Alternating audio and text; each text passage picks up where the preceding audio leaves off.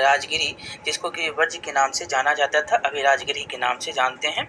चलिए आज राजगीर के भी नाम से जानते हैं इसको, राजगिरी, गिरिवर्ज और राजगीर, तीन नाम से इसको जानते हैं। चलिए 412 नंबर देखेंगे, प्रथम बौद्ध संगीति की अध्यक्षता किसने की? बहुत बार क्वेश्चन पूछा है।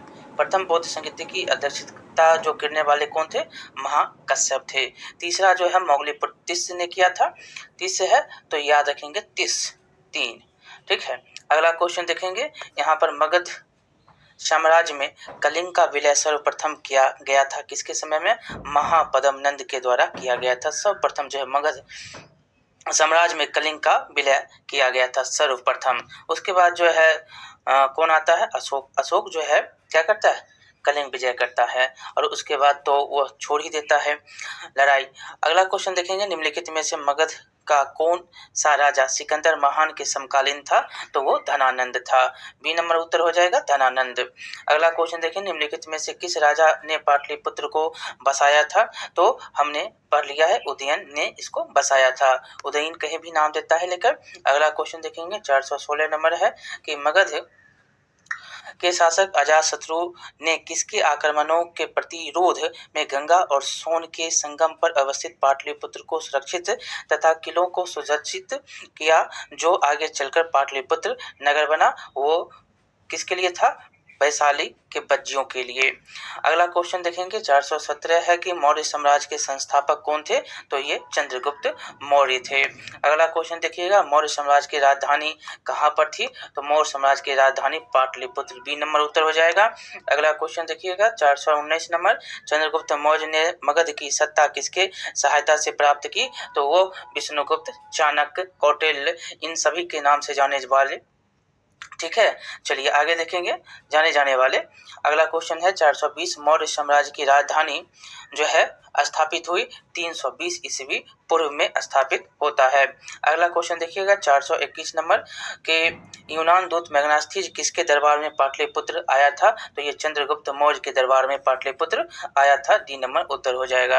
अगला क्वेश्चन देखिएगा, मैग्नास्थिज का पाटलिपुत्र आगमन कब हुआ था? सारे के सारे आपको रिलेटेड एक से क्वेश्चन आता है तो एक में जो है क्वेश्चन बनता है वो साथ ही साथ बनता हुआ चला जाता है। ऐसा आ रहा है क्वेश्चन 315 ईस्वी में। अगला क्वेश्चन देखिएगा, यहाँ पर चंद्रगुप्त मौर्य के दरबार में मैग्नास्थिज को भेजने वाला शासक कौन था? वो सेल्यूकस निकेटर था, सेल्यूकस निकेटर। अगला क्वेश्चन देखें 424 नंबर है, किस शासक के शासनकाल के समय मगध पर 12 वर्षों का भीषण अकाल पड़ा था? वो था चंद्रगुप्त मौर्य के ही समय जो है 12 वर्षों का अकाल पड़ता है। अगला क्वेश्चन देखिएगा, चंद्रगुप्त मौर्य के प्रधानमंत्री कौन थे? तो चाणक्य थे। कौन थे? तो चाणक्य, ए नंबर उत्तर हो जाएगा 425 का। अगला क्वेश्चन देखिएगा, किससे मुक्ति दिलाने के कारण चंद्रगुप्त मौर्य को भारत का मुक्तिदाता कहा जाता है? तो यूनानियों से मुक्ति दिलाने के लिए इनको भारत का मुक्तिदाता भी कहा जाता है। अगला क्वेश्चन है कि वह स्रोत जिसमें पाटलिपुत्र के प्रशासक का वर्णन मिलता है वो कोई है? इंडिका है, इंडिका। अगला क्वेश्चन देखेंगे, नंद वंश के पश्चात मगध पर किस राजवंश का शासक जो है राजवंश ने शासन किया? वो मौर्य था। नंद के बाद कौन आया? धनानंद के बाद मौर्य आता है, चंद्रगुप्त मौर्य। अगला क्वेश्चन है, मैग्नास्थिज की पुस्तक के नाम क्या है? इंडिका है। ठीक है, अगला क्वेश्चन देखिएगा, अर्थशास्त्र के लेखक कौन है? तो कौटिल्य है, बी नंबर उत्तर हो जाएगा। 431 नंबर है, पाटलिपुत्र की शासक व्यवस्था का जो है विस्तृत वर्णन किस विदेशी यात्री वृत्तांत में मिलता है? तो यह मैग्नास्थनीज के इंडिका में मिलता है, सी नंबर उत्तर हो जाएगा। चंद्रगुप्त मौर्य के उपरांत मौर्य शासक के जो है शासक कौन बना? तो ये बिंदुसार बना। चंद्रगुप्त मौर्य के बाद कौन बनता है? बिंदुसार। बिंदुसार के बाद कौन बनता है? अशोक। अगला क्वेश्चन देखेंगे, किस मौर्य शासक के दरबार में आजीवक भविष्यवक्ता पिंगलवत्स रहता था? वो रहता था किसके? तो बिंदुसार के दरबार में रहता था, बिंदुसार, बी नंबर उत्तर। अगला क्वेश्चन देखेंगे, अशोक द्वारा जो है अपने पड़ोसियों के साथ मैत्रीपूर्ण संबंध का उल्लेख कहाँ पर मिलता है? तो ये मिलता है शिलालेख 13 में। अगला क्वेश्चन देखिएगा कि तृतीय बौद्ध संगीति का जो है आयोजन किसके शासनकाल में होता है, तो वो कौन था, अशोक था। अगला क्वेश्चन देखिएगा, तृतीय बौद्ध संगीति की अध्यक्षता किसने की, हमने बता दिया था ना कि जहां तिस्स आए वो तीसरा, जहां तिस्स आए वो तीसरा, मोगलीपुत्र तिस्स। अगला क्वेश्चन देखिएगा, बौद्ध तृतीय बौद्ध संगीति का आयोजन कहाँ पर हुआ, तो ये पाटलिपुत्र में होता है। चलिए डी नंबर उत्तर हो जाएगा। तृतीय बौद्ध संगीति का आयोजन कब हुआ, ये जो है आपको बताना है। तृतीय बौद्ध संगीति का आयोजन 251-52 कहीं देता है लेकर, तो 251 ईस्वी पूर्व में होता है। अगला क्वेश्चन देखिएगा, मौर्य शासक, किस मौर्य शासक ने कलिंग पर विजय किया, तो अशोक। अगला क्वेश्चन है, किस युद्ध में हुए भारी तबाही तथा जानमाल की हानि को देखकर अशोक का हृदय परिवर्तन हुआ और उसने युद्ध नीति त्याग कर धर्म नीति की घोषणा कर दी, वो था कलिंग 261 ईस्वी पूर्व। अगला क्वेश्चन देखेंगे, यहाँ पर कलिंग हो गया। अशोक का धर्म क्या है, अशोक का धर्म है नैतिक आचार संहिता, नैतिक आचार संहिता अशोक का धर्म है। अगला क्वेश्चन देखेंगे, मौर्य साम्राज्य का केंद्रीय न्यायालय कहाँ स्थित था, मौर्य साम्राज्य का केंद्रीय न्यायालय कहाँ हो सकता है, पाटलिपुत्र में था। अशोक जहाँ रहता है वहीं पर रहेगा ना। अगला क्वेश्चन है कि अशोक ने अपने धम्म यात्रा के अंतर्गत सर्वप्रथम किस जगह की यात्रा की, तो यह सबसे पहले जो है बोध गया गया था। कहाँ पे, बोध गया। ये जो है लुम्बिनी भी गया, बोध गया भी गया। और आगे चलेंगे, यहाँ पर जो है अपने अशोक ने अपने धम्म यात्रा के अंतर्गत बोध गया की यात्रा अपने राज्याभिषेक के किस वर्ष में किया था, तो ये 10वें वर्ष में किया था। अपने 10वें वर्ष में जो है बोध गया की यात्रा अशोक करता है।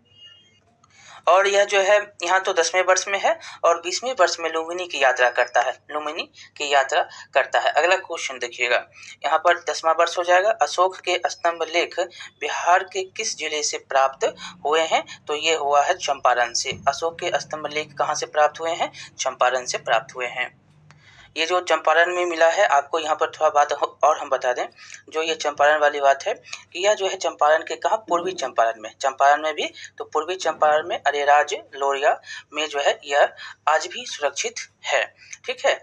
अगला क्वेश्चन देखेंगे, यहाँ पर बिहार से प्राप्त होने वाले अशोक के स्तंभ नहीं है, तो अभी आपको हमने लोरिया का बात बता दिया था। लोरिया अरेराज जो कहाँ है, पूर्वी चंपारण में, और लोरिया नंदनगढ़, रोमिनदेई और रामपुरवा। इसमें पूछ रहा है कि कौन सा नहीं है, तो रोमिनदेई है। रोमिनदेई कहाँ से मिला है, कहाँ पर है, तो यह है आपको नेपाल में।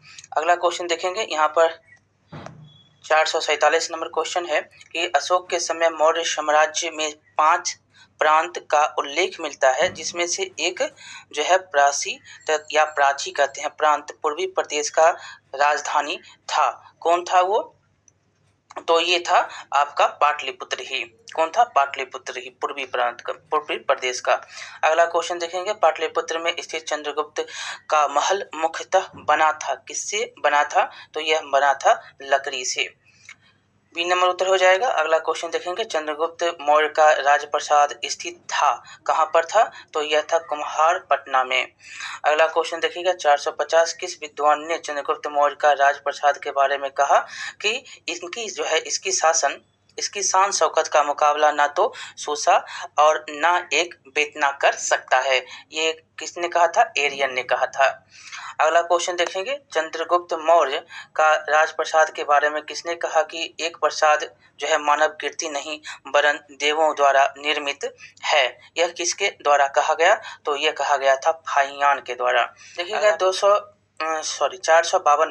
452 नंबर क्वेश्चन कि किस शासक ने गया के निकट बराबर की पहाड़ियों में आजीविकों के लिए गुफाओं का निर्माण करवाया, वो अशोक था। ये बराबर की गुफा जहानाबाद जिला बिहार के में स्थित है और 4 गुफाएं बनाए अशोक ने। इसमें से आपको याद रखना है कि ये गुफाएं जो हैं, लोसम ऋषि गुफा है पहला, सुदामा गुफा है दूसरा, और करण चौपर है तीसरा, और विश्व जोपरी चौथा गुफा है। ठीक है। और जीवन काल तो जानते ही हैं कि आप 272 ईस्वी पूर्व से 232 ईस्वी पूर्व इनका जीवन अशोक का। अगला क्वेश्चन देखेंगे, यहाँ पर गया के गया के समीप नागार्जुनी की पहाड़ियों में प्रसिद्ध गोपी गुफा का निर्माण करवाने वाला कौन? तो दशरथ। अगला क्वेश्चन, मौर्यकालीन जो है शामर ग्राहिणी यक्ष प्राप्त हुई है, तो ये कहाँ से? तो ये प्राप्त हुआ है आपको दीदारगंज पटना से। अगला क्वेश्चन है, बिहार के किस स्थान में मौर्य काल में बने जैन तीर्थंकरों की प्रतिमा प्राप्त हुई है? ये भी क्वेश्चन बहुत बार पूछा है। ये है लोहानीपुर पटना से इसका जो है मिला है जैन तीर्थंकरों का। अगला क्वेश्चन देखिएगा, पाटलिपुत्र के नगर निर्माण तथा सुंदरता का वर्णन जो है किसने किया था? तो मेगास्थनीज ने किया है। पाटलिपुत्र को किस शासक ने सर्वप्रथम अपनी राजधानी बनाया था? यहाँ पर चंद्रगुप्त मौर्य हो जाएगा। सी नंबर उत्तर। अशोक के जो है शासनकाल में बौद्ध सभा किस नगर में आयोजित किया गया था? वो था पाटलिपुत्र। बी नंबर उत्तर हो जाएगा। 459 नंबर है, किसके शासनकाल में मिस्र के राजा फिलाडेल्फस या टालमी द्वितीय के नाम से भी जाना जाता था, इनने डियानीसियस नामक राजदूत को पाटलिपुत्र भेजा था? तो ये कौन था? तो ये था बिंदुसार। किसके शासनकाल में? इसी के शासनकाल में ये आता है, बिंदुसार के। शराब पीता था, ये शराब लाया था इसके लिए। अगला क्वेश्चन देखेंगे कि किस विद्वान के अनुसार चंद्रगुप्त मौर्य ने जो है पालीब्रोथस मतलब पाटलिपुत्रक उपनाम धारण किया था? तो ये था एस्ट्रोबो। अगला क्वेश्चन देखेंगे, यूनानी जो है दूत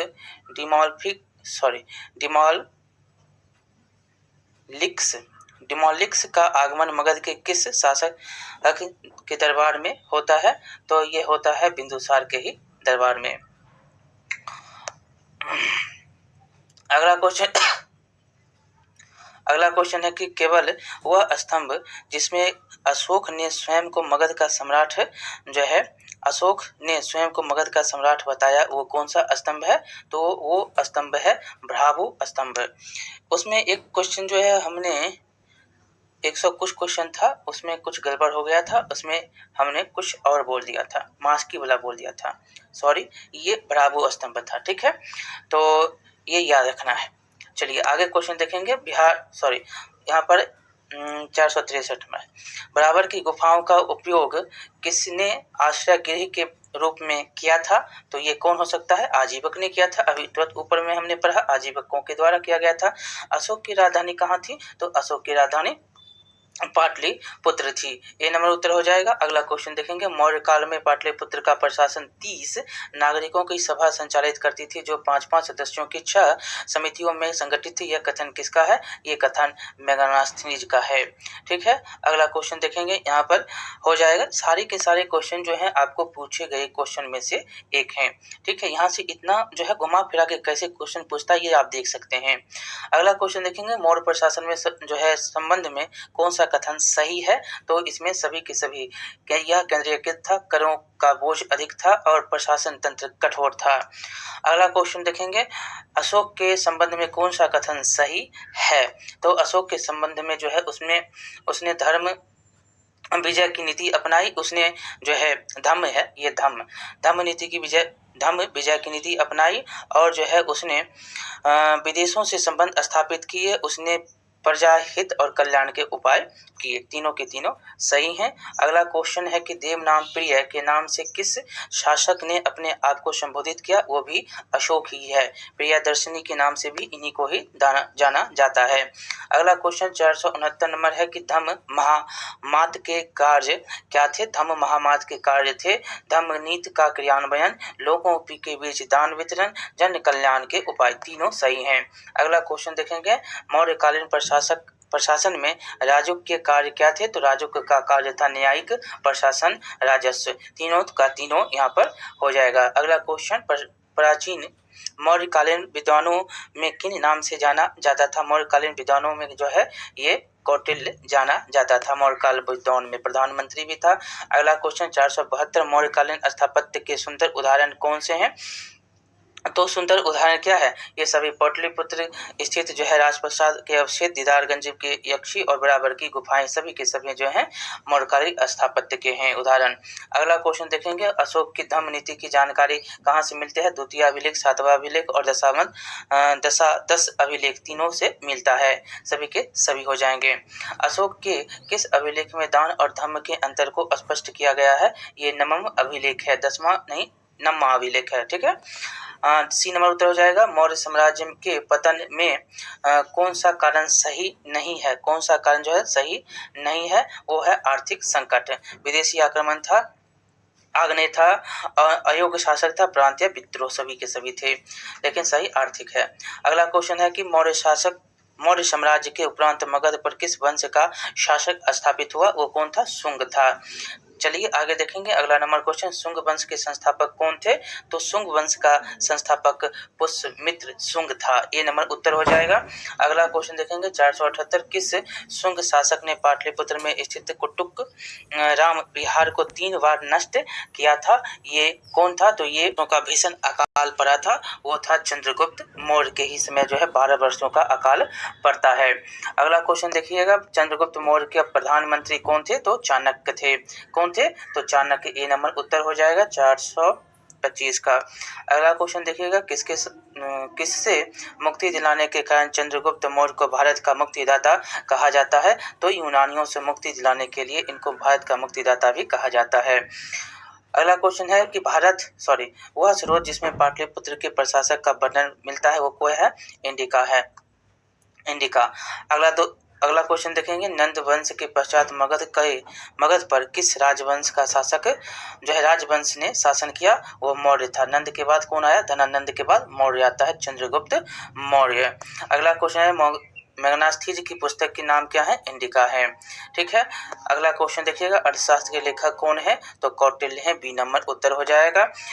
431 नंबर है, पाटलिपुत्र की शासक व्यवस्था का जो है विस्तृत वर्णन किस विदेशी यात्री वृत्तांत में मिलता है?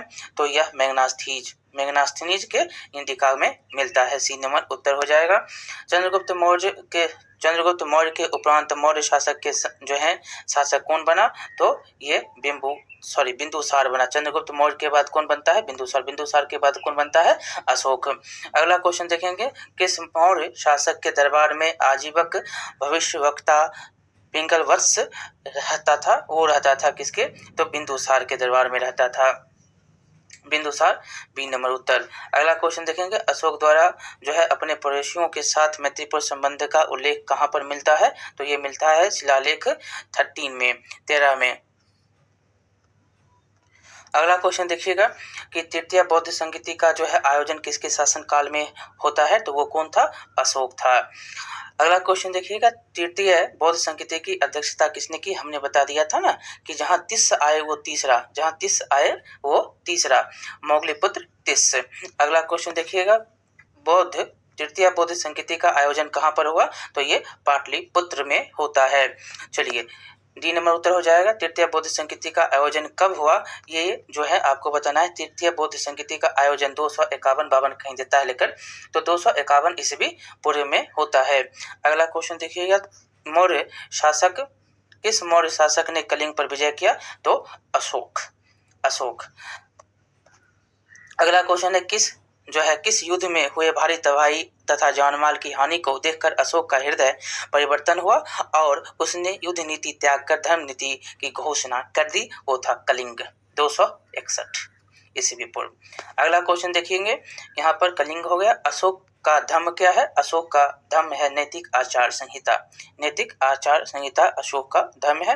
अगला क्वेश्चन देखेंगे, मौर्य साम्राज्य का केंद्रीय न्यायालय कहाँ स्थित था? मौर्य साम्राज्य का केंद्रीय न्यायालय कहाँ हो सकता है? पाटलिपुत्र में था। अशोक जहाँ रहता है वहीं पर रहेगा ना। अगला क्वेश्चन है कि अशोक ने अपने धम्म यात्रा के अंतर्गत सर्वप्रथम किस जगह की यात्रा की? तो यह सबसे पहले जो है बोध गया था। कहाँ पे? बोध गया। ये जो है लुम्बिनी भी गया, बोध गया भी गया। और आगे चलेंगे, यहाँ पर जो है अशोक ने अपने धम्म यात्रा के अंतर्गत बोध गया की यात्रा अपने राज्याभिषेक के किस वर्ष में किया था? तो ये 10वें वर्ष में किया था। अपने 10वें वर्ष में जो है बोध गया की यात्रा अशोक करता है। और यह जो है यहाँ तो 10वें वर्ष में है और 20वें वर्ष में लुम्बिनी की यात्रा करता है, लुम्बिनी की यात्रा करता है। अगला क्वेश्चन देखिएगा, यहाँ पर 10वां वर्ष हो जाएगा। अशोक के स्तंभ लेख बिहार के किस जिले से प्राप्त हुए हैं? तो ये हुआ है चंपारण से। अशोक के स्तंभ लेख कहाँ से प्राप्त हुए हैं? चंपारण से प्राप्त हुए हैं। ये जो चंपारण में मिला है, आपको यहाँ पर थोड़ा बात और हम बता दें, जो ये चंपारण वाली बात है कि यह जो है चंपारण के कहाँ, पूर्वी चंपारण में, चंपारण में भी, तो पूर्वी चंपारण में अरेराज लोरिया में जो है यह आज भी सुरक्षित है। ठीक है, अगला क्वेश्चन देखेंगे, यहाँ पर बिहार से प्राप्त होने वाले अशोक के स्तंभ नहीं है, तो अभी आपको हमने लोरिया का बात बता दिया था। लोरिया अरेराज जो कहाँ है, पूर्वी चंपारण में, और लोरिया नंदनगढ़, रोमिनदेई और रामपुरवा। इसमें पूछ रहा है कि कौन सा नहीं है, तो रोमिनदेई है। रोमिनदेई कहाँ से मिला है, कहाँ पर है, तो यह है आपको नेपाल में। अगला क्वेश्चन देखेंगे, यहाँ पर 447 नंबर क्वेश्चन है कि अशोक के समय मौर्य साम्राज्य में 5 प्रांत का उल्लेख मिलता है, जिसमें से एक जो है प्राची या प्राची कहते हैं प्रांत पूर्वी प्रदेश का राजधानी था। कौन था वो? तो ये था आपका पाटलिपुत्र ही। कौन था? पाटलिपुत्र ही, पूर्वी प्रांत का, पूर्वी प्रदेश का। अगला क्वेश्चन देखेंगे, पाटलिपुत्र में स्थित चंद्रगुप्त का महल मुख्यतः बना था, किससे बना था? तो यह बना था लकड़ी से। बी नंबर उत्तर हो जाएगा। अगला क्वेश्चन देखेंगे, चंद्रगुप्त मौर्य का राजप्रसाद स्थित था, कहाँ पर था? तो यह था कुम्हारपटना में। अगला क्वेश्चन देखिएगा, 450 किस विद्वान ने चंद्रगुप्त मौर्य का राजप्रसाद के बारे में कहा कि इनकी जो है इसकी शान शौकत का मुकाबला ना तो सूसा और ना एक बेतना कर सकता है। ये किसने कहा था? एरियन ने कहा था। अगला क्वेश्चन देखेंगे, चंद्रगुप्त मौर्य का राजप्रसाद के बारे में किसने कहा कि एक प्रसाद जो है मानव कीर्ति नहीं वरन देवों द्वारा निर्मित है? यह किसके द्वारा कहा गया? तो यह कहा गया था फाहियान के द्वारा। देखिएगा 452 नंबर है, 452 नंबर क्वेश्चन कि किस शासक ने गया के निकट बराबर की पहाड़ियों में आजीविकों के लिए गुफाओं का निर्माण करवाया? वो अशोक था। ये बराबर की गुफा जहानाबाद जिला बिहार के में स्थित है और 4 गुफाएं बनाए अशोक ने। इसमें से आपको याद रखना है कि ये गुफाएं जो हैं, लोसम ऋषि गुफा है पहला, सुदामा गुफा है दूसरा, और करण चौपर है तीसरा, और विश्व जोपरी चौथा गुफा है। ठीक है, और जीवन काल तो जानते ही हैं कि आप 272 ईस्वी पूर्व से 232 ईस्वी पूर्व इनका जीवन अशोक का। अगला क्वेश्चन देखेंगे, यहाँ पर गया के समीप नागार्जुनी की पहाड़ियों में प्रसिद्ध गोपी गुफा का निर्माण करवाने वाला कौन? तो दशरथ। अगला क्वेश्चन, मौर्यकालीन जो है शामर ग्राहिणी यक्ष प्राप्त हुई है, तो ये कहाँ से? तो ये प्राप्त हुआ है आपको दीदारगंज पटना से। अगला क्वेश्चन है, बिहार के किस स्थान में मौर्य काल में बने जैन तीर्थंकरों की प्रतिमा प्राप्त हुई है? ये भी क्वेश्चन बहुत बार पूछा है। यह है लोहानीपुर पटना से इसका जो है मिला है जैन तीर्थंकरों का। अगला क्वेश्चन देखिएगा, पाटलिपुत्र के नगर निर्माण तथा सुंदरता का वर्णन जो है किसने किया था? तो मेगास्थनीज ने किया है।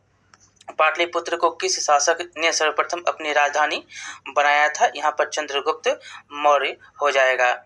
सी नंबर उत्तर। अशोक के जो है शासन काल में बौद्ध सभा किस नगर में आयोजित किया गया था? वो था पाटलिपुत्र। बी नंबर उत्तर हो जाएगा। 459 नंबर है, किसके शासन काल में मिस्र के राजा फिलाडेल्फस या टालमी द्वितीय के नाम से भी जाना जाता था, इनने डियानीसियस नामक राजदूत को पाटलिपुत्र भेजा था? तो ये कौन था? तो ये था बिंदुसार। किसके शासनकाल में? इसी के शासनकाल में ये आता है, बिंदुसार के। शराब पीता था, ये शराब लाया था इसके लिए। अगला क्वेश्चन देखेंगे कि किस विद्वान के अनुसार चंद्रगुप्त मौर्य ने जो है पालीब्रोथस मतलब पाटलिपुत्रक उपनाम धारण किया था? तो ये था एस्ट्रोवो। अगला क्वेश्चन देखेंगे, यूनानी जो है दूत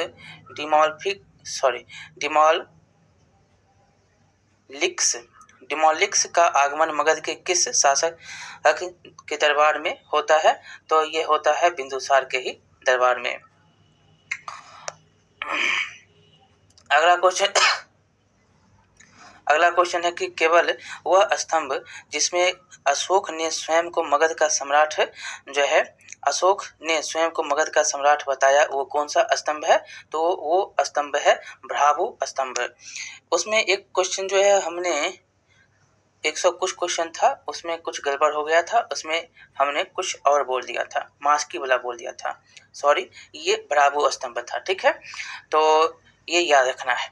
चलिए आगे क्वेश्चन देखेंगे। यहाँ पर 463 में बराबर की गुफाओं का उपयोग किसने आश्रय गृह के रूप में किया था?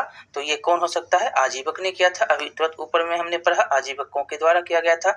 अशोक की राजधानी कहाँ थी? तो अशोक की राजधानी पाटलिपुत्र थी। ये नंबर उत्तर हो जाएगा। अगला क्वेश्चन देखेंगे। मौर्य काल में पाटलिपुत्र का प्रशासन 30 नागरिकों की सभा संचालित करती थी, जो 5-5 सदस्यों की 6 समितियों में संगठित थी। यह कथन किसका है? ये कथन मेगास्थनीज का है। ठीक है, अगला क्वेश्चन देखेंगे। यहाँ पर हो जाएगा, सारे के सारे क्वेश्चन जो है आपको पूछे गए क्वेश्चन में से एक है। ठीक है, यहाँ से इतना जो है घुमा फिरा के कैसे क्वेश्चन पूछता है ये आप देख सकते हैं। अगला क्वेश्चन देखेंगे। मौर्य प्रशासन में जो है संबंध में कौन सा कथन सही है? तो इसमें सभी के सभी, यह केंद्रीयकृत था, करों का बोझ अधिक था और प्रशासन तंत्र कठोर था। अगला क्वेश्चन देखेंगे। अशोक के संबंध में कौन सा कथन सही है? तो अशोक के संबंध में जो है उसने धर्म विजय की नीति अपनाई। उसने जो है धम्म नीति की विजय की नीति अपनाई और जो है उसने विदेशों से संबंध स्थापित किए। उसने प्रजा हित और कल्याण के उपाय किए। तीनों के तीनों सही हैं। अगला क्वेश्चन है कि देव नाम प्रिय के नाम से किस शासक ने अपने आप को संबोधित किया? वो भी अशोक ही है। प्रियदर्शनी के नाम से भी इन्हीं को ही जाना जाता है। अगला क्वेश्चन 469 नंबर है कि धम्म महामात के कार्य क्या थे? धम्म महामात के कार्य थे धम्म नीति का क्रियान्वयन, लोगों के बीच दान वितरण, जन कल्याण के उपाय। तीनों सही हैं। अगला क्वेश्चन देखेंगे। मौर्यकालीन प्रशासन में राजउक के कार्य क्या थे? तो राजउक का कार्य था न्यायिक, प्रशासन, राजस्व। तीनों का तीनों यहाँ पर हो जाएगा। अगला क्वेश्चन। प्राचीन मौर्यकालीन विद्वानों में किन नाम से जाना जाता था? मौर्यकालीन विद्वानों में जो है ये कौटिल्य जाना जाता था। मौर्यकाल विद्वान में प्रधानमंत्री भी था। अगला क्वेश्चन 472। मौर्यकालीन स्थापत्य के सुंदर उदाहरण कौन से हैं? तो सुंदर उदाहरण क्या है? ये सभी पाटलिपुत्र स्थित जो है राजप्रसाद के अवशेष, दीदारगंज के यक्षी और बराबर की गुफाएं, सभी के सभी जो हैं मौर्यकालीन स्थापत्य के हैं उदाहरण। अगला क्वेश्चन देखेंगे। अशोक की धम्म नीति की जानकारी कहाँ से मिलती है? द्वितीय अभिलेख, सातवां अभिलेख और दस अभिलेख, तीनों से मिलता है। सभी के सभी हो जाएंगे। अशोक के किस अभिलेख में दान और धम्म के अंतर को स्पष्ट किया गया है? ये नवम अभिलेख है, 10वां नहीं, 9वां अभिलेख है। ठीक है, सी नंबर उत्तर हो जाएगा। मौर्य साम्राज्य के पतन में कौन सा कारण सही नहीं है? कौन सा कारण जो है सही नहीं है? वो है आर्थिक संकट, विदेशी आक्रमण था, आग्नेय था, अयोग्य शासक था, प्रांतीय विद्रोह, सभी के सभी थे, लेकिन सही आर्थिक है। अगला क्वेश्चन है कि मौर्य साम्राज्य के उपरांत मगध पर किस वंश का शासक स्थापित हुआ? वो कौन था? शुंग था। चलिए आगे देखेंगे। अगला नंबर क्वेश्चन। शुंग वंश के संस्थापक कौन थे? तो शुंग वंश का संस्थापक पुष्यमित्र शुंग था। ये नंबर उत्तर हो जाएगा। अगला क्वेश्चन देखेंगे। 478। किस शुंग शासक ने पाटलिपुत्र में स्थित कुटुक राम विहार को 3 बार नष्ट किया था? ये कौन था? तो ये पुष्यमित्र शुंग ही था।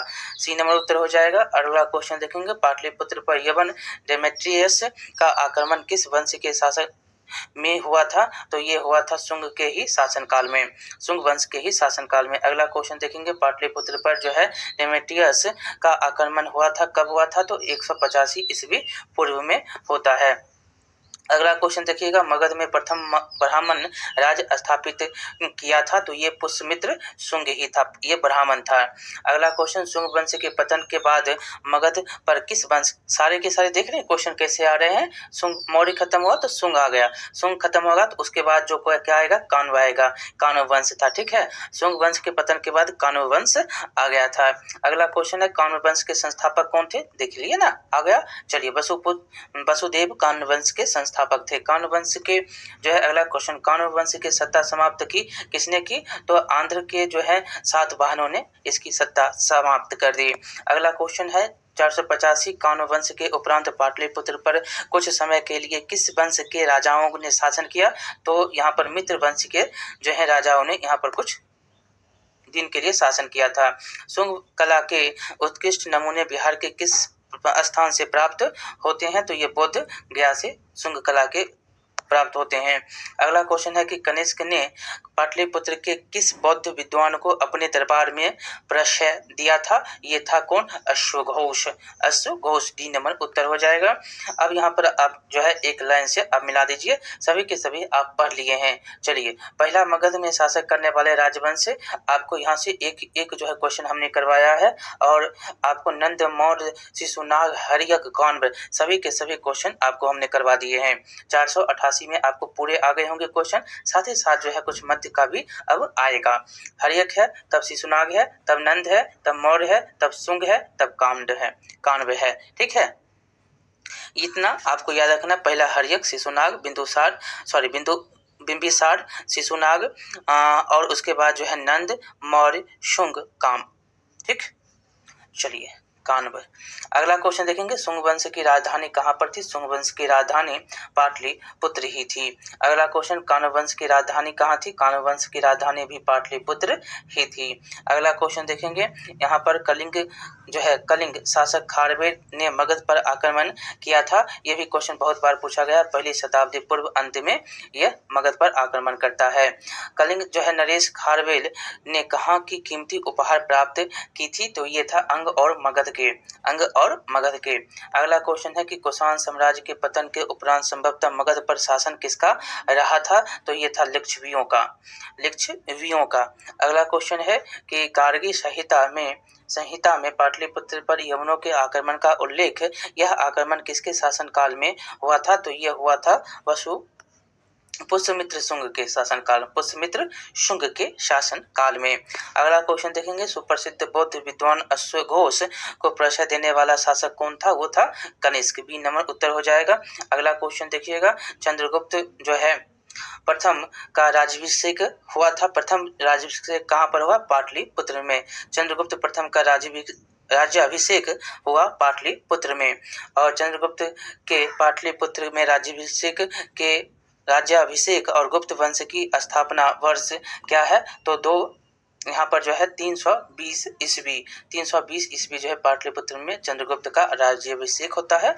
और अगला क्वेश्चन देखेंगे, यहाँ पर किस शासक ने वैशाली के लक्ष्मी राजकुमारी कुमार देवी से विवाह किया था? वो था चंद्रगुप्त प्रथम। कुमार देवी से विवाह करने वाला चंद्रगुप्त प्रथम ही था। अगला क्वेश्चन देखेंगे, चंद्रगुप्त प्रथम ने 320 ईस्वी में महाराज धीराज की उपाधि धारण की, तो यह क्या था? पाटलिपुत्र में। अगला क्वेश्चन देखिएगा कि किस शासक ने स्वयं को लक्ष्मी दोहित्र कहा था? तो ये भी था कौन? तो लक्ष्मी दोहित्र कहने वाला समुद्रगुप्त था। स्वयं को लक्ष्मी दोहित्र कहने वाला समुद्रगुप्त। अगला क्वेश्चन देखेंगे, बिहार में जो है गुप्त शक्ति के संगठन का श्रेय किसे दिया जाता है? तो चंद्रगुप्त द्वितीय को। ये गुप्त शक्ति का संगठन करने वाला चंद्रगुप्त द्वितीय था। अगला क्वेश्चन देखेंगे, गुप्त साम्राज्य की प्रथम राजधानी कहाँ पर थी? गुप्त साम्राज्य की प्रथम राजधानी पाटलिपुत्र ही थी। उदयन लाता है, उसके बाद जो है नहीं बदलता है। चलिए आगे देखेंगे कि किस शासक से श्रीलंका के राजा जो है मेघवर्मन ने गया में एक बौद्ध मठ स्थापित करने की अनुमति मांगी थी। किससे मांगा था? तो समुद्रगुप्त से मांगा था। सी नंबर उत्तर हो जाएगा। अगला है कि नालंदा विश्वविद्यालय की स्थापना का युग क्या है? तो गुप्त युग है। अगला क्वेश्चन देखेंगे, नालंदा विश्वविद्यालय के संस्थापक कौन थे? तो कुमार गुप्त। डी नंबर उत्तर हो जाएगा। अगला क्वेश्चन देखिएगा, 506 है, बोध गया में महाबोधि मंदिर की स्थापना हुई, तो गुप्त काल में। अगला क्वेश्चन है कि चीनी यात्री फाहियान कितने समय तक पाटलिपुत्र में रहा था? तो यह रहा था 3 साल तक। अगला है कि आर्यभट्ट का संबंध किस नगर से? तो ये आर्यभट्ट का नगर जो है पाटलिपुत्र ही। अगला क्वेश्चन, गुप्त काल की एक सुंदर कार्तिकेय की मूर्ति किस जिले में प्राप्त हुई है? तो यह हुआ है शाहाबाद में। बाद में। अगला क्वेश्चन देखेंगे, बिहार में जो है 7.5 फीट ऊंची बुद्ध देव की एक पीपल की मूर्ति प्राप्त हुई है, यह हुआ है नालंदा से। ठीक है, अगला क्वेश्चन देखिएगा यहाँ पे। अगला क्वेश्चन देखिएगा कि राजगीर के मणिनाग मंदिर में पत्थर पर खोदे हुए गणेश, विष्णु तथा नाग नागिनों के चित्र यह किस काल के हैं? तो परवर्ती गुप्त काल के हैं। अगला क्वेश्चन देखिएगा यहाँ पर, राजगिरी में जो है स्थित जरासंध की बैठक का निर्माण किस काल में हुआ था? तो ये हुआ था गुप्त काल में ही। अगला क्वेश्चन देखिएगा, तीर भुक्ति मतलब आधुनिक दरभंगा का राज्यपाल कौन था? तो ये था गोविंद गुप्त। तीर भुक्ति के नाम से भी जाना जाता था आधुनिक जो अभी दरभंगा है। बिहार में बौद्ध विहार का प्राचीनतम केंद्र कहाँ? तो नालंदा। अगला क्वेश्चन देखेंगे यहाँ पर, नालंदा विश्वविद्यालय किस लिए प्रसिद्ध था? तो हमने इसके बारे में पढ़ा भी है, बौद्ध धर्म दर्शन के लिए प्रसिद्ध था। बौद्ध धर्म दर्शन के लिए नालंदा विश्वविद्यालय। अगला क्वेश्चन देखिएगा, नालंदा में जो है अवस्थित भारतीय विश्वविद्यालय में फाइन है किसके शासनकाल के दौरान आया था? फाइयान है, तो ये आया था चंद्रगुप्त विक्रमादित्य के शासन काल में। अगला क्वेश्चन देखिएगा, किसने यह वर्णन किया कि मध्य भारत के सभी देशों में मगध देश में सर्वाधिक नगर थे, धनपतियों ने यहाँ चिकित्सालय बनवाए थे, यहाँ जो है जहाँ रोगियों को मुफ्त भोजन तथा दवाएं दी जाती थी, यह करने वाला कौन? तो फाहियान ही था, फाहियान। अगला क्वेश्चन है, गुप्त संवत का आरंभ होता है कब से होता है? गुप्त संवत का आरंभ 320 ईस्वी में होता है। और अगला क्वेश्चन देखेंगे, अगला क्वेश्चन देखिएगा यहाँ पर, निम्नलिखित शासकों में किसे भारत का नेपोलियन कहा जाता है? तो ये समुद्रगुप्त हैं। समुद्रगुप्त शहनाई के लिए भी जाने जाते हैं। अगला है कि शहनाई बजाने के लिए। अगला है, सौराष्ट्र और मालवा क्षेत्र के विजय किस गुप्त सम्राट ने की थी? तो ये किया था चंद्रगुप्त विक्रमादित्य के द्वारा किया गया। चंद्रगुप्त द्वितीय या विक्रमादित्य भी नाम से इनको जाना जाता था। अगला क्वेश्चन देखेंगे, प्रयाग प्रशस्ति का रचयिता कौन? तो ये हरिसेन। प्रयाग प्रशस्ति के रचयिता हरिसेन। किस गुप्त सम्राट ने दक्षिण भारत में सफल सैनिक अभियान किया था? तो ये था समुद्रगुप्त। अगला क्वेश्चन देखेंगे यहाँ पर, प्रयाग प्रशस्ति में किस सम्राट के विजय अभियानों की जो है चर्चा की गई है? तो अभी आप पढ़ रहे हैं किसके बारे में? समुद्रगुप्त के बारे में, समुद्रगुप्त। अगला है कि मगध पर जो है मिहिर कुल का आक्रमण किस शासक के समय पर हुआ था? तो ये हुआ था नरसिंह गुप्त के समय में। अगला क्वेश्चन 525 देखिएगा, मगध के परवर्ती गुप्त वंश का संस्थापक था तो कौन था? तो ये था कृष्ण गुप्त। अगला क्वेश्चन देखिएगा, मगध के किस परवर्ती गुप्त शासक ने मौखली शासक को पराजित किया था? तो ये कौन था? तो ये था कुमारगुप्त तृतीय। अगला क्वेश्चन देखिएगा, मौखली शासक ने किसे परास्त कर मगध के अधिकांश भाग को जीत लिया था? ये था किसको जो है हराया था? तो ये दामोदर गुप्त था। दामोदर गुप्त को हरा दिया ये मौखली वाला। अगर मौखली शासक देखिए यहाँ पर, मगध के जो है किस परवर्ती मौखली शासक को पराजित किया? तो ये कुमारगुप्त तृतीय है। और मौखली शासक ने किसको परास्त कर दिया, मगध के अधिकांश भाग को जीत लिया? तो वह दामोदर गुप्त था। अगला क्वेश्चन देखेंगे, हर्षवर्धन ने किसे मगध के क्षेत्र में अपना प्रतिनिधि बनाया था? तो ये था माधव गुप्त। अगला क्वेश्चन देखेंगे कि हर्षवर्धन के मरणोपरांत बिहार के कुल क्षेत्रों में कुछ समय के लिए तिब्बत की संप्रभुता स्थापित हो गई थी, जिसका अंत किसने जिसका अंत किया आदित्य सेन के द्वारा इसका अंत किया गया। अगला क्वेश्चन देखेंगे, मगध के किस परवर्ती गुप्त शासक ने अश्वमेध यज्ञ का आयोजन किया था? अश्वमेध यज्ञ का आयोजन करने वाला आदित्य सेन ही था। अगला क्वेश्चन देखेंगे, मगध के परवर्ती गुप्त वंश का अंतिम शासक कौन था? तो ये था जीवित गुप्त सेकेंड। अगला क्वेश्चन, मगध के किस परवर्ती गुप्त शासक को असंख्य शत्रुओं का विजेता कहा गया, तो वो था कृष्ण गुप्त। अगला क्वेश्चन देखेंगे यहाँ पर, हिमालय के शत्रुओं को जीता था, तो हिमालय के शत्रु को जीतने वाला ये जीवित गुप्त ही था, जीवित गुप्त। अगला क्वेश्चन देखेंगे, हर्षवर्धन की मृत्यु के बाद मगध के अंतर्गत एक विस्तृत साम्राज्य स्थापित करने वाला प्रथम शासक कौन था, तो ये था आदित्य सेन। अगला क्वेश्चन देखिएगा, मगध के किस परवर्ती गुप्त सम्राट के शासन काल में चीनी राजदूत वान हुएन वाग हुएनत्से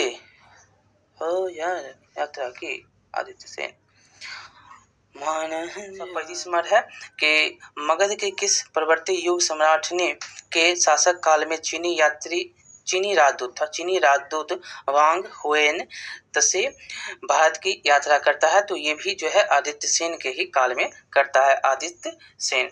यहाँ पर मिलान करिएगा, परवर्ती युग के शासक सही क्रम आप लगाएंगे, कौन होगा सबसे पहले, तो परवर्ती युग में जो है परवर्ती गुप्त शासकों की सूची में आपको हो जाएगा कृष्ण गुप्त, हर्ष गुप्त, जीवित गुप्त, कुमार गुप्त, दामोदर गुप्त, महासेन गुप्त, देवगुप्त, माधव गुप्त और आदित्य सेन। ठीक है, चलिए आगे देखेंगे। यहाँ पर 537 नंबर, चीनी यात्री इति सिंह बिहार भ्रमण किया था, तो ये किया था 673 ईस्वी में। ठीक है, अगला क्वेश्चन देखेंगे, हर्षवर्धन के समय में बिहार राज्य में कौन सा विश्वविद्यालय प्रसिद्ध था, तो ये था नालंदा जो है हर्षवर्धन के समय में प्रसिद्ध था। अगला क्वेश्चन, चीनी यात्री हेनस्वांग ने किस विश्वविद्यालय में अध्ययन किया था, तो नालंदा में ही यह अध्ययन करता है। अगला क्वेश्चन देखेंगे, हेनस्वांग ने पाटलिपुत्र की यात्रा किस वर्ष की थी, तो अभी तक पढ़ा 635 ईस्वी में यह जो है यात्रा करता है। इति सिंह जो है करता है कब, तो 673 में, और हेनस्वांग कब करता है, 635 में। ये याद रखना है, आपसे क्वेश्चन जो है ऐसे करके पूछ लेगा। ऊपर में हमने पढ़ा इति सिंह के बारे में, ये पढ़ा इति सिंह जो है 673 में, और यह जो है हेनस्वांग करता है 635 में। अगला क्वेश्चन देखिएगा, यहाँ पर बोध गया के महाबोधि वृक्ष को क्षति पहुंचाने वाला शासक कौन था, तो यह था शशांक। सी नंबर उत्तर हो जाएगा। अगला क्वेश्चन देखिएगा, औदंतपुर शिक्षा केंद्र निम्न में से किस राज्य में अवस्थित था। औदंतपुर कहाँ पे, तो बिहार में। ठीक है, बिहार शरीफ। अगला क्वेश्चन देखेंगे, पाल वंश के संस्थापक कौन थे, तो गोपाल थे। अगला क्वेश्चन देखेंगे, विक्रमशिला विश्वविद्यालय के संस्थापक कौन थे, तो ये धर्मपाल थे। ये नंबर उत्तर हो जाएगा, बहुत बार क्वेश्चन पूछा है।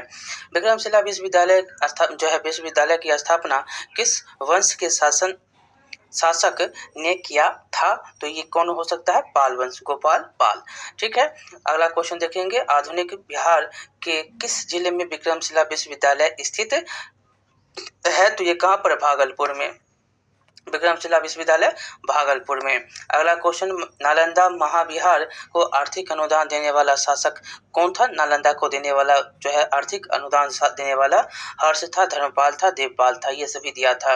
अगला क्वेश्चन देखेंगे, मुंगेर बिहार में, कहाँ पर, बिहार में, को अपनी राजधानी बनाने वाला पाल शासक कौन था, तो ये था मुंगेर को बनाने वाला धर्मपाल ही। अगला क्वेश्चन देखिएगा, पाल शासकों द्वारा बौद्ध धर्म के किस संप्रदाय को विशेष प्रोत्साहन दिया गया, वो था महायान। ये नंबर उत्तर हो जाएगा। अगला क्वेश्चन देखिएगा, किस शासक के काल में शैलेंद्र वंश के शासक ने नालंदा में एक बौद्ध मठ की स्थापना करवाया था, तो ये था कौन, देवपाल। यहाँ पर देखेंगे देवपाल, सी नंबर उत्तर हो जाएगा। अगला क्वेश्चन देखिएगा, नालंदा विश्वविद्यालय के खर्च के लिए किसने 200 गांवों को दान में दे दिया था, तो ये था कौन, 200 गांवों को दान में देने वाला ये धर्मपाल ही था। अगला क्वेश्चन देखेंगे, यहाँ पर चलिए आगे चलेंगे। ये तो धर्मपाल हो गया, 200 गांव दान दिया। और किस 52 है कि किस शासक ने उदंतपुरी, बिहार शरीफ जानते हैं ना, बिहार शरीफ के बौद्ध विहार की स्थापना करवाया था, तो ये था गोपाल। ये नंबर उत्तर होगा। अगला क्वेश्चन, किस काल में कांसे की मूर्तियों का निर्माण की एक उन्नत शैली का विकास जो है बिहार में होता है, बिहार में हुआ, ये था पाल युग। अगला क्वेश्चन देखेंगे, बिहार में पाल युग में कांस्य की निर्मित मूर्ति की एक उन्नत शैली का विकास हुआ।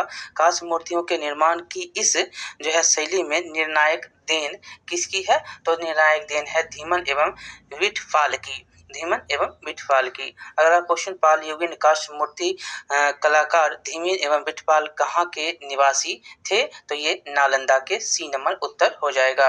अगला नंबर क्वेश्चन देखिएगा, पालकालीन कांस्य प्रतिमाएं सांचे में ढली है, इसका साक्ष्य मिला है, तो नालंदा और कुकरीहार गया में मिला है। अगला देखिएगा क्वेश्चन नंबर कि पालकालीन मूर्ति कलाकार धीमन और जो है विठपाल समकालीन किसके थे, तो ये थे धर्मपाल और देवपाल के, धर्मपाल और देवपाल के। अगला क्वेश्चन देखिएगा, चित्रित पांडुलिपि अष्ट सहस्रिक प्रज्ञापरमित और पंचरक्ष किस युग के हैं, तो ये हैं पाल युग के, सी नंबर उत्तर हो जाएगा। पाल जो है कालीन चित्रकला का भित्ति चित्र रूप कहाँ से प्राप्त हुआ है, तो ये कहाँ से, तो ये नालंदा से प्राप्त हुआ है, डी नंबर उत्तर हो जाएगा। अगला क्वेश्चन, पाल शासक अपना आदेश प्रसारित करते थे, तो पाटलिपुत्र से, ये नंबर उत्तर। अगला क्वेश्चन, पाल जो है काल में श्रीनगर भुक्ति कहा जाता था, किसको श्रीनगर भुक्ति कहा जाता था, तो मगध को।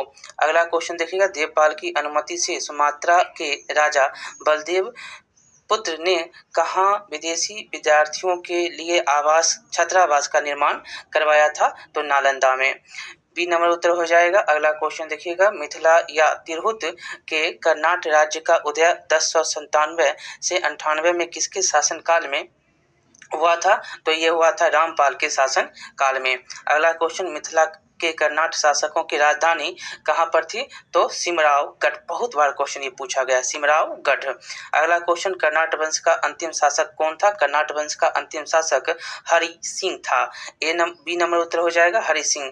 कर्नाटक वंश का पूर्णतः अंत कब हुआ, तो अंत हुआ 1378 ईस्वी में कर्नाटक वंश का।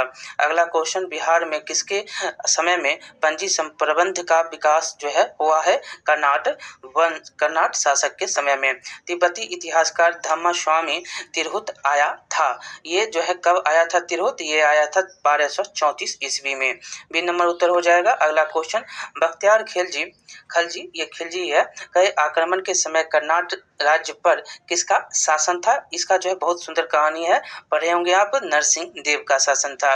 अगला क्वेश्चन, यहाँ पर तुगलक के अभियान के समय, तुगलक कहते हैं, तो समय जो है कर्नाटक राज्य का शासक कौन था, तो ये था राम सिंह देव, ठीक है। अगला क्वेश्चन देखिएगा, बिहार का प्रथम मुस्लिम विजेता जो है कौन था, बिहार का प्रथम मुस्लिम, एक मिनट, यहाँ पर देखिएगा बिहार वाला, तो देखिएगा इसका क्वेश्चन कि बिहार का प्रथम मुस्लिम विजेता कौन था, बख्तियार खिलजी। और अगला क्वेश्चन देखेंगे, यहाँ पर जो है बिहार में तुर्क सत्ता का संस्थापक कौन था, तो ये इब्ने बख्तियार खिलजी के नाम से भी जाना जाता था। इब्ने बख्तियार खिलजी, कहीं बख्तियार खिलजी, बख्तियारपुर कहाँ पर है, आपको पता होगा, इसी के नाम पर। अगला क्वेश्चन है, बख्तियार खिलजी की बिहार में पहली महत्वपूर्ण विजय थी, तो ये था बिहार शरीफ उदंतपुरी की विजय। अगला क्वेश्चन देखिएगा, पहली विजय पूछ रहा है ना, बिहार में तुर्क सत्ता की स्थापना हुई, बिहार में तुर्क सत्ता की स्थापना 1198 ईस्वी में होती है। बख्तियार खिलजी ने अपना प्रशासनिक मुख्यालय कहाँ बनाया था, तो बिहार शरीफ में बनाया था, बी नंबर उत्तर हो जाएगा। नालंदा विश्वविद्यालय को किसने ध्वस्त किया, तो यही था बख्तियार खिलजी। अगला क्वेश्चन देखिएगा, बख्तियार खिलजी जो है ने आक्रमण के समय पाल वंशीय शासक कौन था, तो ये था इंद्रयुगपाल, इंद्रयुम्न पाल था, पाल वंशीय में। अगला है कि बिहार के सूफी संतों का आगमन किस शताब्दी में हुआ था? तो सूफी संत आए थे 12वीं शताब्दी में, 12वीं शताब्दी में।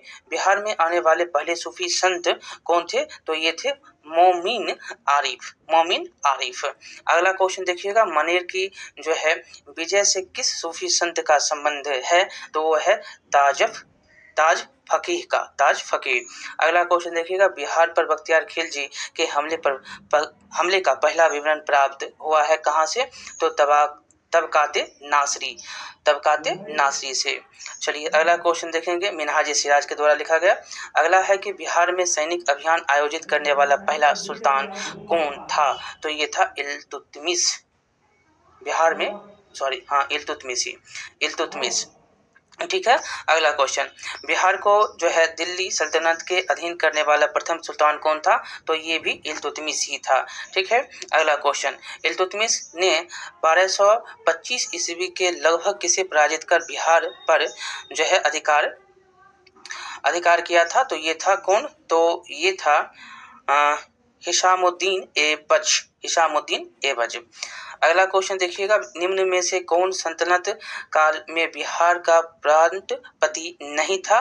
वो नहीं था मुबारिज खान। ये तुगान था, सैफुद्दीन और हातिम, ये सभी था, ये नहीं था। ठीक है। यहाँ पर थोड़ा देखिएगा कि इल्तुतमिश वाला बात है 1225 में। तो ये जो है 1225 में हिशामुद्दीन ऐबज था, ऐबज भी बोलते हैं, ऐबज नाम है। यह जो है लड़ा नहीं, लेकिन इल्तुतमिश की अधीनता स्वीकार कर लेता है। ठीक है। चलिए आगे देखेंगे, यहाँ पर जो है 86 नंबर क्वेश्चन अब आपका होगा। किस काल में बिहार पर दिल्ली सल्तनत के सुल्तानों का निर्णायक वर्चस्व स्थापित हुआ? तो तुगलक काल में। कब? तो तुगलक काल में। अगला क्वेश्चन देखेंगे, बिहार के कर्नाट वंश के शासक हरि सिंह देव को पराजित करने वाला सुल्तान कौन था? तो ये था गयासुद्दीन तुगलक। अगला क्वेश्चन, मोहम्मद बिन तुगलक ने बिहार के किस नगर का नाम तुगलकपुर कर दिया था? तो ये किया था तिरहुत का, दरभंगा जो जानते हैं ना, तिरहुत का।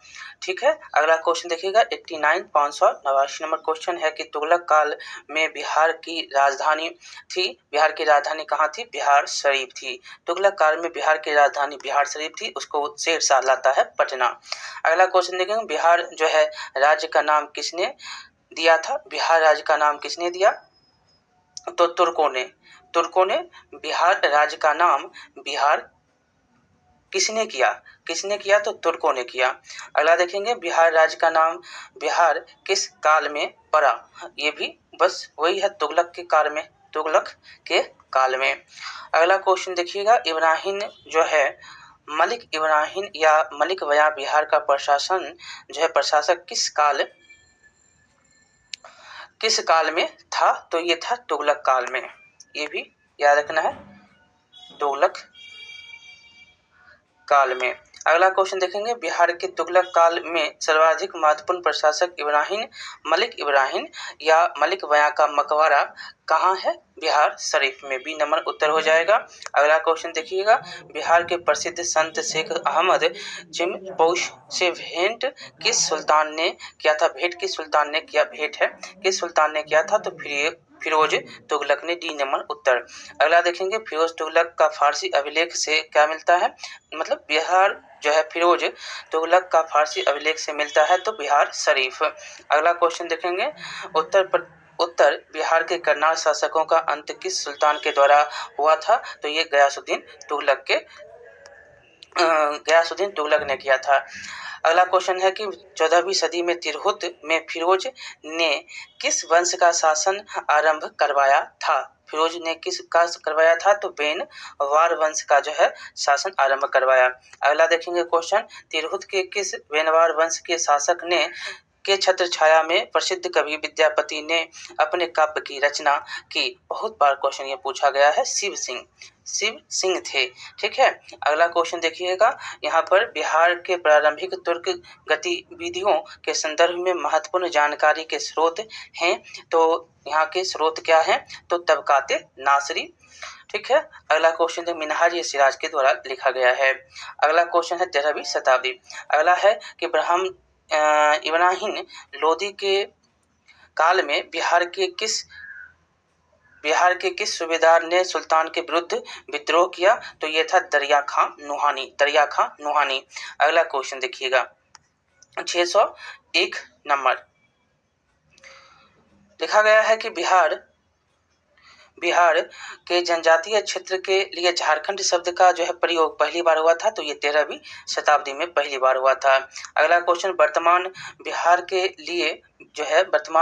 लिए बिहार नाम सर्वप्रथम किस रचना में मिलता है? तो सबसे पहले रचना क्या है? तबकाते नासरी में मिलता है बिहार शब्द का जो है। अगला क्वेश्चन है कि किस सुल्तान के तिरहुत को तुगलकपुर नाम दिया था? अभी तो हमने पढ़ा था मोहम्मद बिन तुगलक ने दिया था। बी नंबर उत्तर हो जाएगा। अगला है 604 नंबर। किस सुल्तान ने तिरहुत तुगलकपुर से अपने सिक्के जारी किए थे? तो ये था मोहम्मद बिन तुगलक ने। बी नंबर उत्तर किस सुल्तान ने राजगीर स्थित जैन स्थिरों को अनुदान दिए थे? तो ये था सिकंदर तुगलक।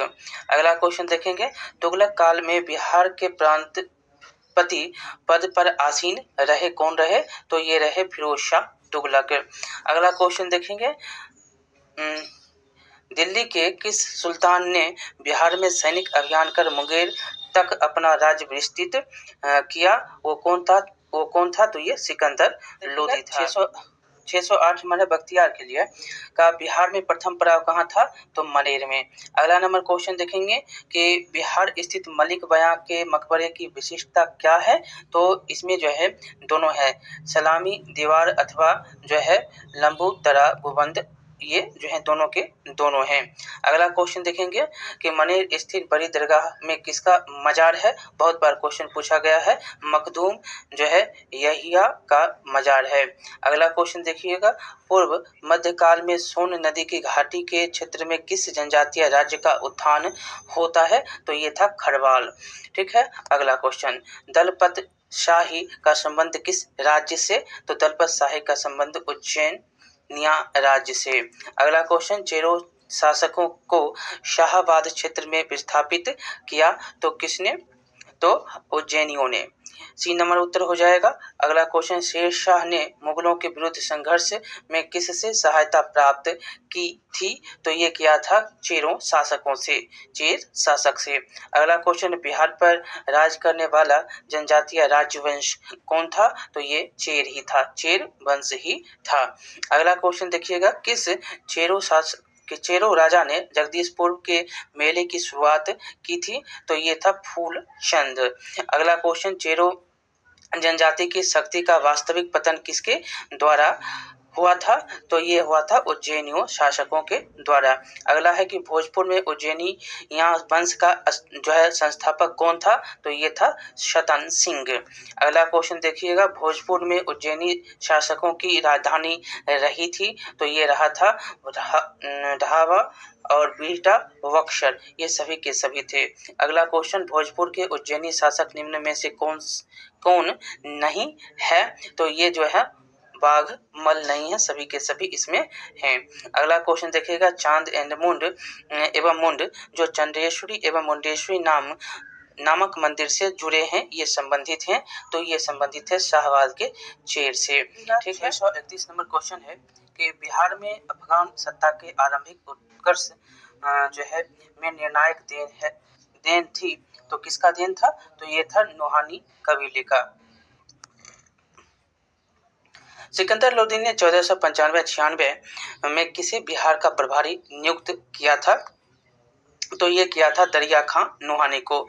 बिहार में नुहानी राज्य का जो है स्थापना किसने किया था? तो ये किया था कौन? तो मोहम्मद शाह नुहानी ने। अगला क्वेश्चन देखेंगे, महमूद लोदी को विस्थापित कर बाबर ने किसे बिहार का प्रशासक नियुक्त किया था? तो ये था जलाल खान। ये कौन था? तो जलाल खान था। अगला क्वेश्चन देखेंगे, सूर्यवंश के जो है स्थापना करने वाले कौन? तो शेरशाह। सूर्यवंश के शेरशाह। अब देखिएगा, सूर्यवंश का अच्छा क्वेश्चन आएगा और क्वेश्चन आपसे बार बार यहाँ से पूछा जाता है। देखिएगा, शेरशाह जो है शेर शाह को शेर खां की उपाधि किसने दिया था? तो महमूद नुहानी ने शेर शाह को जो है शेर खां की उपाधि देता है। अगला क्वेश्चन है कि शेर खां के पिता हसन खां जागीरदार कहाँ के थे? तो कहाँ के थे? सासाराम के। अगला क्वेश्चन, शेर खां बिहार के किस शासक का संरक्षक नियुक्त किया गया था? तो ये किया गया था जलाल खां का। किसका? तो जलाल खां का। अगला क्वेश्चन 639 नंबर है, बिहार में शेर शाह का राजनीतिक वर्चस्व किस युद्ध में उसकी विजय के साथ स्थापित होता है? वो था सूरजगढ़ा का युद्ध। बिहार में जो है शेर शाह का राजनीतिक वर्चस्व सूरजगढ़ा का जो है युद्ध से शुरू मतलब वर्चस्व स्थापित हो जाता है। अगला क्वेश्चन देखेंगे, शेर शाह ने किस युद्ध में हुमायूं को पराजित किया था? दो युद्ध था, चौसा का युद्ध और बिलग्राम या कन्नौज का युद्ध के नाम से इसको आप जानते हैं। चलिए आगे चलेंगे। शेर शाह द्वारा पटना में नव निर्माण का वर्णन किस रचना में मिलता है? तो यह मिलता है तारीखे दाऊदी में। अगला क्वेश्चन देखेंगे, शेर शाह द्वारा अफगान राज्य की पुनर्स्थापना किस युद्ध के उपरांत किया था? तो ये किया था कन्नौज। चौसा पहले होता, बाद में कन्नौज या बिलग्राम का युद्ध होता है। यहाँ पर क्वेश्चन कि शेर शाह का प्रशासनिक प्रयोगशाला कहाँ पर था? सहसराम में। अगला क्वेश्चन देखेंगे, बिहार का अंतिम अफगान शासक कौन था? तो बिहार का अंतिम जो है अफगान शासक दाऊद खान करारानी था बिहार का। अगला देखेंगे क्वेश्चन, शेर शाह द्वारा पटना का दुर्ग और पटना को राजधानी बनाने की चर्चा कहाँ मिलती है? तो तारीखे दाऊदी में मिलती है। सी नंबर उत्तर हो जाएगा। अगला क्वेश्चन देखेंगे, यहाँ पर शेर शाह द्वारा जो है कौन सा कार्य किया गया? तो सभी के सभी यहाँ पर कार्य किए गए। जब्त प्रणाली की शुरुआत, सिकंदरीगंज एवं जो है सन की डंडी का प्रयोग और रुपया का प्रचलन आज भी आप देखते हैं।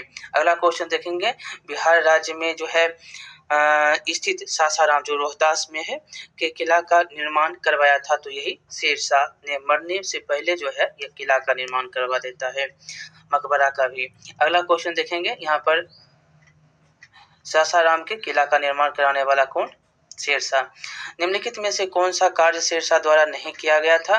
तो यहाँ पर आपको बताना है कौन सा नहीं किया गया। देश के भूमि का सर्वेक्षण, ग्रैंड ट्रंक रोड जो सड़क ए आजम के नाम से जाना जाता, इबादत खाना का यही काम उसने नहीं किया था। और किसानों को पट्टा देने तथा कबूलियत की प्रथा का आरंभ किया था। अगला है कि मध्यकाल में पटना का नवनिर्माण करवाया था किसने? तो शेर शाह के द्वारा करवाया गया। शेर शाह का जो है यहाँ पर सहस्राम किसके मकबरे के लिए प्रसिद्ध है? तो शेर शाह सूरी ये मरने से पहले जो है मकबरा बना देता है। अगला देखेंगे कि शेर शाह के मकबरा के संबंध में क्या सही है? तो शेर शाह के मकबरा में क्या है? यह झील के मध्य में स्थित अष्टकोणीय। बहुत बार पूछा गया है कि शेर शाह का मकबरा जो है कैसा है? तो अष्टकोणीय है, झील के मध्य में है। तस्वीर आप नेट से निकाल कर देख सकते हैं, नहीं तो जाकर घूमिए रोहतास को। अगला देखेंगे, यह मकबरा चौकोर चबूतरे पर बना है जिस चारों ओर जो है सीढ़ियां हैं। इसकी छत पर भव्य गुंबद के रूप में जो है इसकी छत जो है एक भव्य गुंबद के रूप में। सभी के सभी सही हैं। अगला क्वेश्चन है, जो है पटना को प्रांतीय राजधानी बनाया था, किसने बनाया था? तो यही शेर शाह ने बनाया। देख रहे हैं कितना शेर शाह के बारे में क्वेश्चन आ गया आपको। देखिए जैसे क्वेश्चन पूछता है सभी आ गए। अष्टकोणीय मकबरों की श्रृंखला में अंतिम मकबरा कौन सा है? तो वो कौन है? तो ये है इस्लाम शाह का। अष्टकोणीय मकबरों की श्रृंखला में अंतिम मकबरा, ये सारे के सारे अंतिम पूछ रहा है। शेर शाह भी था, दाऊद खान और हसन खान भी, लेकिन अंतिम होगा कौन? तो इस्लाम शाह। यहाँ पर देखिएगा 654 नंबर क्वेश्चन, शेर शाह के अधीन बिहार में कितनी सरकारें जो है प्रमंडल थी? मतलब सरकारें मतलब प्रमंडल कितना था? तो टोटल प्रमंडल 7 था। चलिए आगे देखेंगे। 7 था। शेर शाह द्वारा पटना किले और नगर को बनाने में कितना व्यय लगा, कितना रुपया लगा? तो 5 लाख उस समय लगा था। अगला है कि मुगल शासक बाबर ने किसे पराजित कर बिहार पर नियंत्रण प्राप्त किया था? ये हराया था महमूद जो है लोदी को। अगला क्वेश्चन है, अकबर ने अगस्त 1554 में पटना बिहार में किसे पराजित किया था। बहुत बार क्वेश्चन ये पूछा गया है। दाऊद खां को ये पराजित 1574 ईस्वी में अकबर करता है। अगला क्वेश्चन देखिएगा, अकबर ने पटना युद्ध के बाद बिहार में किसे दाऊद खां से निपटने के लिए छोड़कर लौट गया? तो किसको जो है छोड़ा था? तो ये छोड़ा था मुनीम खां को, मुनीम खां को। अगला क्वेश्चन देखेंगे कि 1580 में बिहार का सूबेदार किसे बनाया गया? तो ये बनाया गया खान ए आजम मिर्जा अजीज कोका को। अगला क्वेश्चन देखेंगे, ये नंबर उत्तर हो जाएगा, किस मुगल शासक के समय बिहार पठानों एवं मुगलों के बीच लड़ाई का केंद्र था? तो ये था अकबर के समय। बी नंबर उत्तर हो जाएगा। अगला नंबर क्वेश्चन देखेंगे, अकबर के समय में कहाँ के उज्जैनी राजा दलपत शाही में विद्रोह विद्रोह किया था? तो जगदीशपुर में। अगला क्वेश्चन देखेंगे, बिहार को सर्वप्रथम अपने साम्राज्य में मिलाने वाला मुगल शासक कौन था? तो ये था अकबर। बहुत बार क्वेश्चन पीपीएससी के द्वारा पूछा गया है। बिहार को मुगल साम्राज्य के प्रांत का दर्जा दिया था, तो कौन दिया था? कब दिया गया था? तो 1580 ईस्वी में बिहार को मुगल साम्राज्य के प्रांत का दर्जा दिया गया 1580 ईस्वी। ए नंबर उत्तर। किस मुगल शासक ने मनेर की बड़ी दरगाह का भ्रमण दर्शन किया था? तो ये करने वाला बाबर था। अगला क्वेश्चन देखेंगे, किस मुगल शासक ने मनेर में बंगाल के सुल्तान से भेंट की थी? तो ये कौन था? तो हुमायूं था। हुमायूं जो है मनेर में बंगाल के सुल्तान से भेंट किया था। अगला क्वेश्चन, पटना की विजय में किस मुगल शासक ने भाग लिया था? पटना की विजय में जो है अकबर भाग लेता है। अगला क्वेश्चन, किस मुगल राजकुमार ने अपने विद्रोह के क्रम में बिहार में शरण ली थी? वो कौन था? तो वो था शाहजहां। शाहजहां जो है मुगल राजकुमार के विद्रोह में बिहार में आता है। चलिए अगला क्वेश्चन देखेंगे, ये शाहजहां हो गया। 668 है कि अकबर कालीन बिहार के सूबेदारों में सबसे प्रसिद्ध कौन थे? तो सूबेदार में सबसे प्रसिद्ध राजा मान सिंह था। अगला क्वेश्चन, बिहार के किस मुगल सूबेदार ने रोहतास को अपनी राजधानी बनाया था? तो राजा मान सिंह ही था। बी नंबर इसका उत्तर हो जाएगा। अगला क्वेश्चन है कि किस मुगल शासक ने समय में बिहार में जो है सर्वाधिक विद्रोह हुए? तो ये हो गए अकबर। ए नंबर उत्तर हो जाएगा। अगला क्वेश्चन, बिहार में मुगल कालीन इमारतों में सबसे पुराना जो है कौन सा है? तो ये है हाजीपुर की जामा मस्जिद। अगला क्वेश्चन, राजा कुमार अजीम द्वारा अजीमाबाद को बसाने पर कितने व्यय हुआ था? कितना हुआ था? 1 करोड़। अगला क्वेश्चन देखेंगे, बिहार में राजकुमार अजीम का जो है कार्यकाल कितना है? तो 1702 से 1712। अगला क्वेश्चन, औरंगजेब के शासन काल में बिहार के सरकारों प्रमंडलों की संख्या कितनी थी? तो 8 थी, टोटल 8। अगला क्वेश्चन, किस मुगल शासक के शासन काल में खोखरा देश छोटा नागपुर की विजय संपन्न हुई थी? तो ये था जहांगीर। बी नंबर उत्तर हो जाएगा। अगला क्वेश्चन देखिएगा कि किस जो है मुगल सम्राट के शासनकाल में बिहार पर दिल्ली का नियंत्रण जो है वस्तुतः समाप्त हो गया? तो ये था फर्रुखसियार। फर्रुखसियार जो है पटना में अपना राज्याभिषेक करवाता है। अगला क्वेश्चन है, ईरानी यात्री मोहम्मद सादिक किस मुगल शासक के समय में बिहार आया था? तो ये था